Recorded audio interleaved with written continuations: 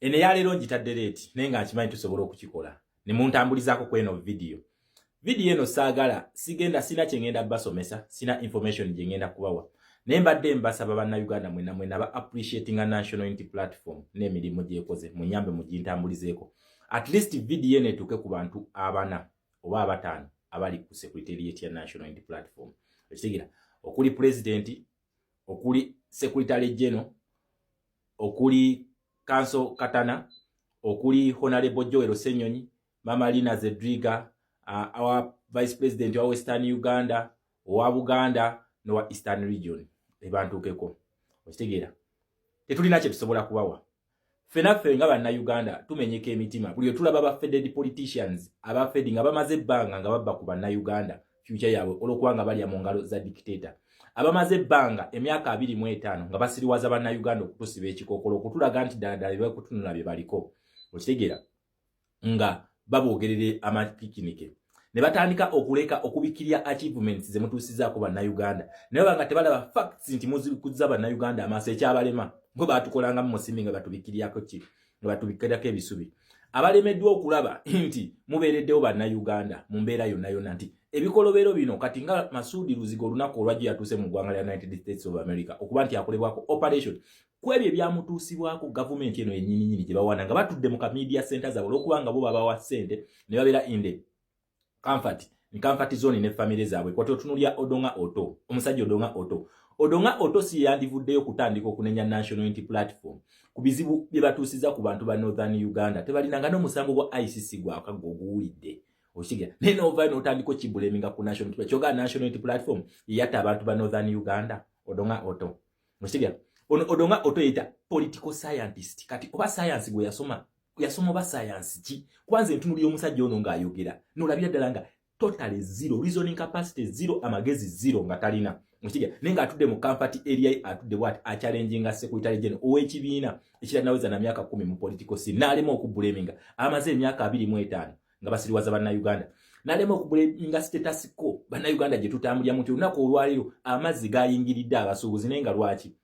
nti ne onalibo bali mwezi atanatula na kubwa Kampala engineer yabagamba omwalo gwe mugenda okuzimba gugenda kuleetera abazi after abasuubuzi nga bafiiriddwa sente zaabwe amesi Kigundu mu cultural leaders musimanyi religious leaders simanyi archbishop simanyi owawa nga olese n'oleeta ne bana ba KCCA webavuiriddeo ne batuula ne bagamba mbu simanyi abantu kakati amesi Kigundu ayimirize project naye nga babagambirawo from day one temukuzimba mwalo kati abantu bafiiriddwa billions and billions of money mbu amesi Kigundu agamba kakati nyimirize omwala guno bampadde advice kaninde nenga ali akimanyi kyasobola okukikola abantu ne batagwa mu ebibizo tebasobola kugera ku ebyo tebabyogera ku byo tebabiraba wabula okunenyanga national unity platform fe tubagamba akazitoke babataddeko nga bannayuganda awo just kabinja kabatono tebalina na representinga abafunye gundi chance okutula mu studio za nakyemalira okuyisa ebyo bannayuganda millions ne millions ife tuyimiridde mabega gamwe and we are ready okustanding in for anything kyemutugamba we are ready nkidamu we the oppressed Uganda and the common people abatalina kye balya abatalina kye bafuna abakubiddwa abafiiriddwa amasomero abafiiriddwa ettaka lyabwe abafiiriddwa buli kimu we appreciate your efforts temubeera taken up by those fools we mubeera nga abasiru ababafunziza bwe bati mu ka studio just look back and see the Ugandans who are yearning for change just see the crying Ugandans Secretary General nga tebannakufunza nnyo ng'otunulidde abasiru bokka bebawadde pano bwe bati babeeko kye boogera ku lwali gimu eno njagala otunule miliyoni z'abannayuganda ezibeera ku trail ya president abo baddala these are the Ugandans you are representing not just those fools who are challenging you those fools njagala baveeyo bakolera leyenkanana ya president bagikole then wogenda okukakasa nti ffe bannayuganda we are standing with the national unity platform paka last we shall use the last oxygen that we have okulaba nga tufuna change because national unity platform is representing us not just those fools mushiga kyensaba babasiru ekibanga kisobose musobola n'okuba distancingako just look back at the millions of Ugandans bemuyiriddewo mubi just look at the youths abavubuka ba Uganda twali tuli hopeless nga tetusobola na kwogera bineno nga tetubyogera naye mwajja ne mutuwa college ne mutuwa that is an achievement mushigira that is already an achievement ate ekitutusibya makomera olokubanga mwatusomesa ekyo Odonga Otto n'akabinja kabwa kabesi gye bane bamaze emyaka 25 mu politics wa Uganda ebyabalema okukola Mushikira njagala nga tenanye odongo oto wayogedde ku baana abaasiwa olwa national unity platform lwaki twogera ku Bekasese abekasese bamaze emyaka emeka from 2016 nga ne national unity platform teriiwo bakyali makomera njagala twogere Katikkiro obusinga bwa Lwenzururu lwaki tomwogerako ye kyogamba national unity platform naye yamusibya Mushikira twogere ku baana Bekasese abaasibwa mu 2016 kyogamba era nabo national unity platform yabasibya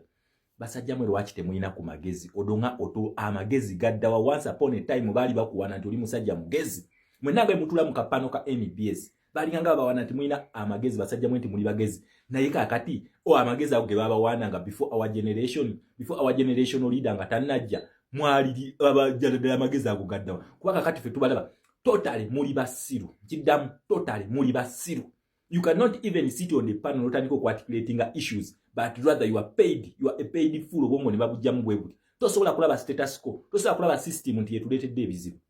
wabula ne mutunuliza nti secretary general president waffe national unity platform yekola bino basajja mmwe amagezi gaddawa ge baba wananga mwalinganga ba amagezi ngense batya naye amagezi ago gaddawa ge baba wananga kubanga generation yaffe ekirabidde ddala ndi mwenna opposition muli basiru okitegera muli basiru opposition yene eriwo kubanga mutula nze kambabuulye kino muyinza okuddawo mu student ne muloza ati nomufunzizo wa national platform mutukwasa busungu mwe basajja mmwe wallahi we tubatunulya mu studio twagala kubatta nkiddamu buli we mwogera twagala kubatuga kubanga mwe you don't know what it temumanyi bana Uganda kiki baliko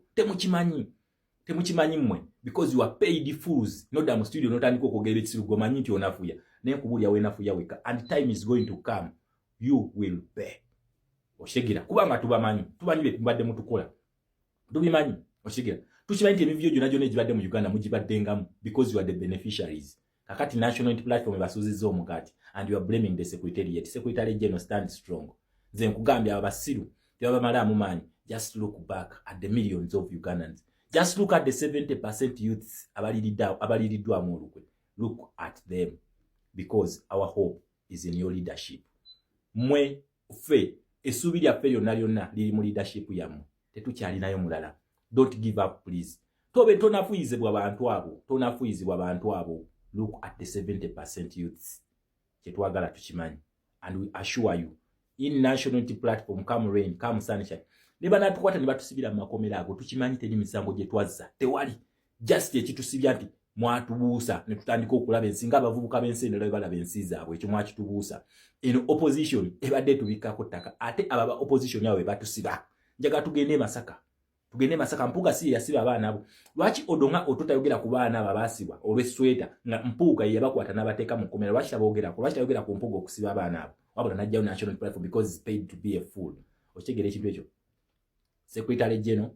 national unity platform fe tulina kyamanyi kyetusobola kubawa teri wabula tubagamba thank you at least now we feel we are doing something for our country naffe kati tulaba nga tuli ba mugaso olw'okubanga mwe mwajja aba basajja bajjanga ku nnyimbe ne batandika okugula obusoda ne bakwatawo abavubuka aba boda ne bagulira ne bawa 15 we banabeera n'okwekalakasa ne bajja ne batandika gaba mutwalo mujje mutweyungeko ne bateekawo embeera ne bagenda ne basayininga omusimbi tebakyasobola kutusiriwaza era obusungu bwe balina tebakyasobola kutusiriwaza bwe busungu bwe babataddeko era ekibavunaanya mwabalinyira mu diiru nti baali bakutte ebiwutta naye not this time around masajja mmwe tubalaba ate tubamanyi ne fake opposition yamwe tugimanyi okitegeera ekintu ekyo so eno video ngikoledde ekitebe kyaffe ekya national unity platform secretariat leadership yonna ne bakomuledi bannaffe abali ebweru abagezaako okutubeererawo embeera mu mbeera yonna okujjaja abakomuledi bannaffe n'abatuteekakoko abatusupportinga thank you very much abantu b'ebweru thank you olw'omutima ogw'abaseruganda thank you president okutulaga nti buli munnayuganda yenkanankana ne munnayuganda munne twekuwebaza unity gy'otuleesemu nga bannayuganda nti olunaku olwayo buli munnayuganda alumirirwa munnayuganda munne si bye biri bye twalingangako ku mirembe gy'ababeesigye ng'omugagga ddala talumirirwa mwavu naye n'otuleetamu embeera nti omuntu asacrificinga akatono k'alina ku lwa komuledi munne omuntu yenna alina kati alumirirwa munne okuggyako abo be batraining emitima egyo abava mu kikala ekya yero be batraining emitima egyo nti buli omu alina kubeerawo ku lwe for God and my stomach naye otulaze the true meaning of for God and my country. So respect our Secretary General, respect the Secretariat, respect the President of the Republic of Uganda, His Excellency Kyagulanyi Ssentamu Robert, and our First Lady akutukumira. Tetulina bingi byakuwa wabula tukusaba Katonda akuwe obulamu, akuwangaaze naye byonna byonna bye tulwanirira abitutuuseeko.